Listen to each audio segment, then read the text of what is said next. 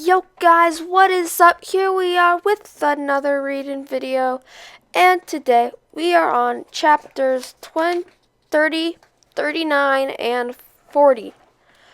So, if you are watching this video when it came out, which is when I'm making this, which is August 27th or something like that, 2019, then you will know that I just passed 100 subscribers, and I can't thank you guys enough. I mean, I've got to look back. Let's see. So I started the first book, The Only Thing to Fear, which it'll at the end of the video, there will be a link to the playlist. I started that in April of 2018. So we've come a long way. I mean, I, at that point, had, I think, maybe 3 subscribers, and I've gone all the way to 100, and as of right now, 103, and we're still growing, and I'm so excited for the future of this channel.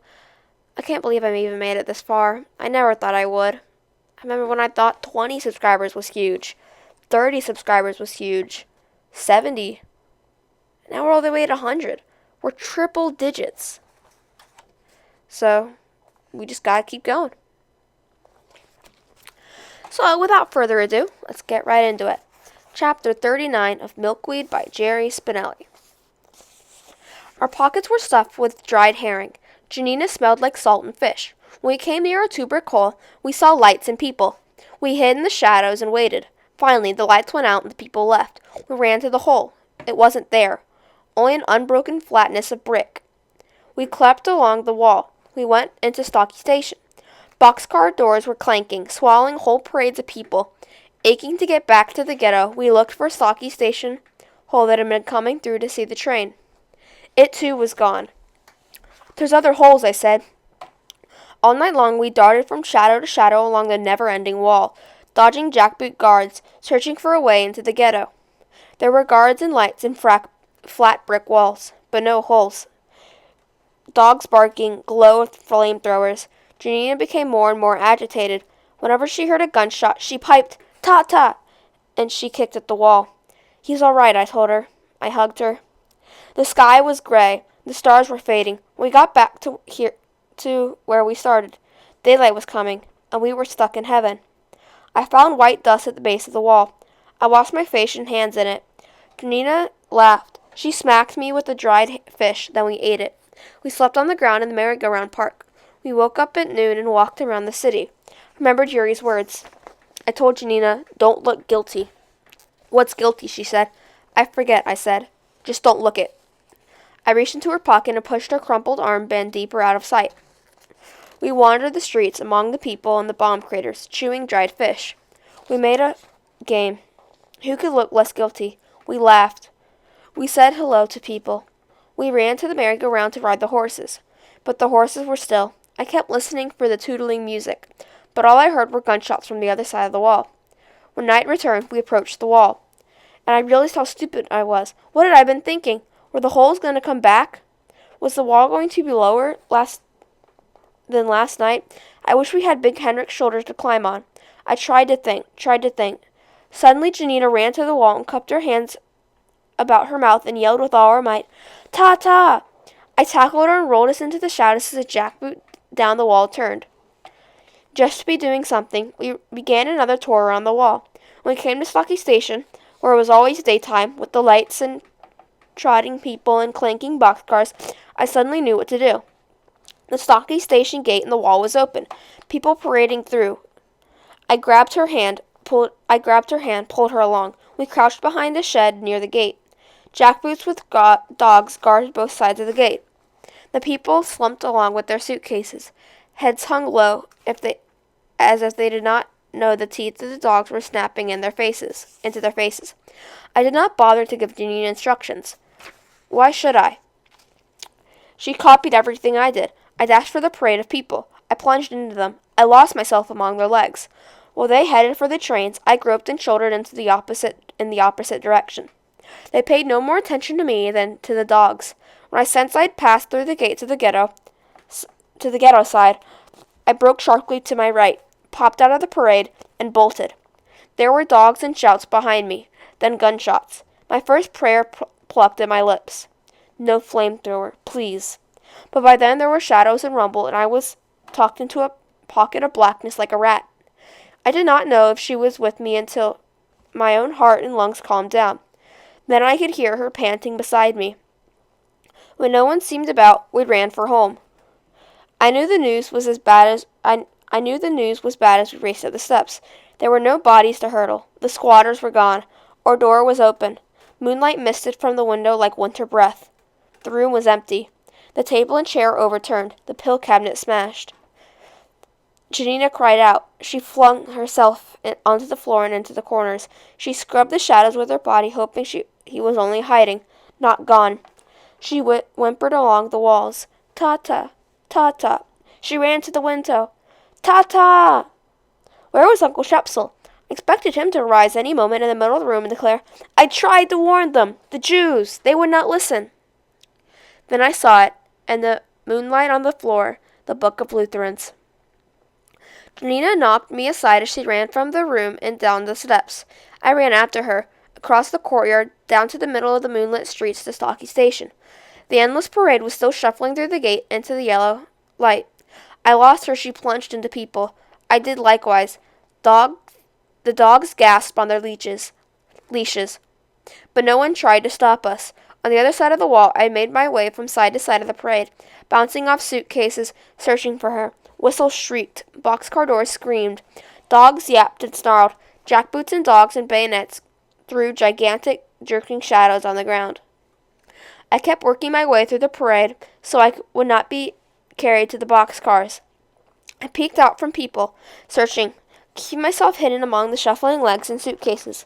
Then I saw her. Or did I? Was it really her? How could I be sure? It was 4 or 5 boxcars down the line. Everything, the people's heads, the straining dogs, the roofs of the boxcars, was in black silhouette against the sickly light. She was a shadow cut loose, held above the other shadows by a pair of jackboot arms. She was thrashing and screaming above the silent masses. I could not make out her words, but the sound of her voice was hers. I was running, breaking from the parade and running toward her. Then the arms came forward and she was flying. Janina was flying over the shadow heads and the dogs and soldiers, her arms and legs turning slowly. She seemed so light, so right for the air, I thought. She's happy. I thought she would sail forever like a milkweed puff on an endless breeze, but I was running and wishing I could fly with her. But then she was gone, swallowed by the black maw of the boxcar. And even as I felt the hot breath of the dog, I could hear the rumble and the boxcar door clanking shut. I tried to run to her, but the dog wouldn't let me go. And then the dog was gone, and the boot came swinging, and I was kicked so hard I puffed off the ground. When I landed, a club pounded my shoulders, and I was kicked again, and the jackboot dragged me by my hair, and there was laughing and the clacking of dog teeth. The jackboot flung me against the wall. I saw his hand go to his holster. I saw the gun come out and point between my eyes. "Die, piglet!" The voice. I looked up. The red hair, the face. "Yuri!" I cried, and the gun went off. Chapter 40. Then. My nose tickled. My cheek. I brushed away the tickles. They came back, snips of buzzing. I opened my eyes. White clouds sailing across a blue sky. Darting spots. Flies. Everything was ringing. My ear hurt. My arm hurt. Everything hurt. I was wet. I was in water. I sat up. I was in a puddle of water in a ditch. I started to climb out of the ditch and fell back. The ringing would not stop. I looked at my arm, where the teeth of the dog had shaken me. The gash was crusty, like dark red bread. Flies danced over them. I stared at them. They were busy. I put my hand to my ear, the one with the missing earlobe. I felt a lumpy crust, but not much more. I sat back and closed my eyes and listened to the ringing. "Janina!" I scrambled up the ditch. Stocky Station was empty. No jackboots, no Jews. The trains were gone. The gate was closed. I headed for the empty tracks. I felt dizzy. Then I was waking on the ground. I tried again. The world wobbled. I saw something in the hard dirt. I reached to pick it up and got dizzy and fell on my head. I cried and went to sleep. When I opened my eyes, it was right there. A black shredded scrap. Her shoe that I had seen in my face. I would have known it anywhere. I ran my fingertips over it. I smiled.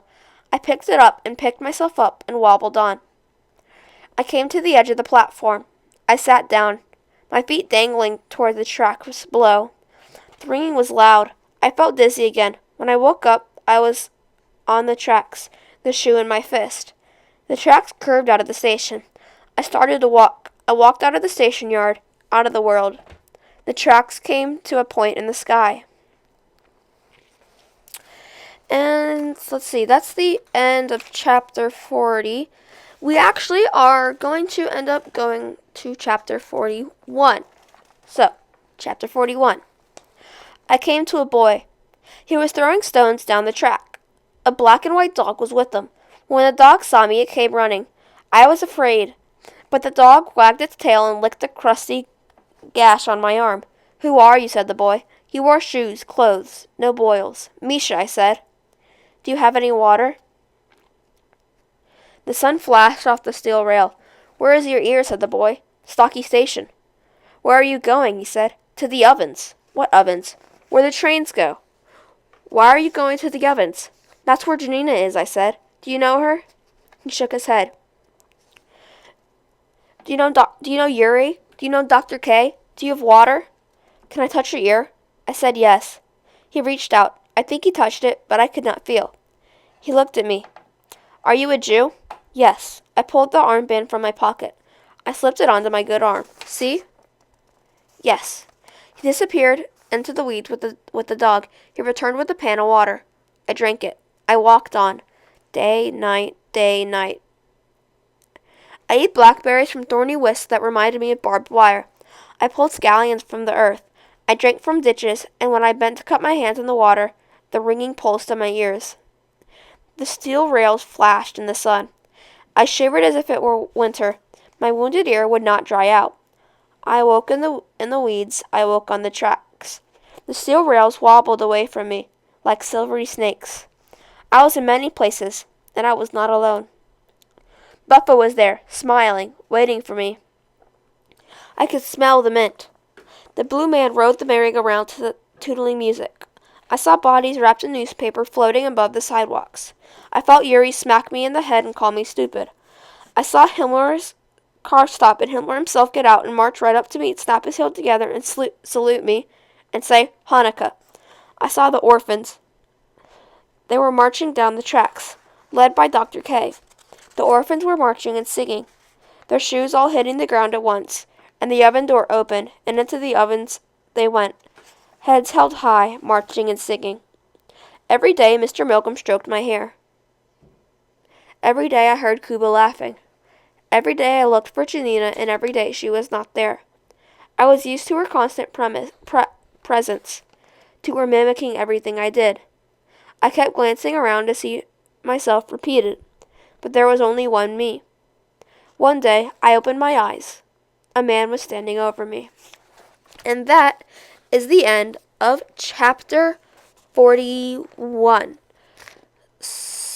I hope you guys did enjoy this video. If you did, make sure to leave a big thumbs up, comment down below, and don't forget, hit that subscribe button. I'll see you guys in the next video.